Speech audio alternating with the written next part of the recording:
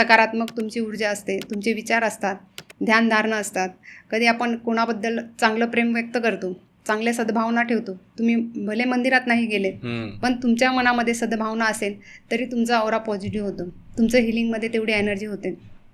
असं लोक बोलतात की नॉनव्हेज नाही खायला हवं, नॉनव्हेज खाल्ल्याने तुमचा ऑरा कमी होतो किंवा तुमच्यामध्ये एनर्जी राहत नाही.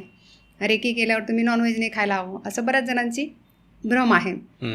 पण असे तुम्हाला खूप लोक दाखवते मी की जे नॉनव्हेज नाही खात, पूर्णपणे व्हेजिटेरियन आहेत, पण तरीही त्यांच्या रागावर कंट्रोल नाही, तरी त्यांचा ऑरा कमी आहे. असे बरेच लोक आहेत जे नॉनव्हेज खातात, पण त्यांच्याकडे दयाभावना आहेत. प्रत्येकाला एक समान बघण्याची त्यांची नजर आहे, त्यामुळे त्यांचा ऑरा स्ट्रॉंग असतो.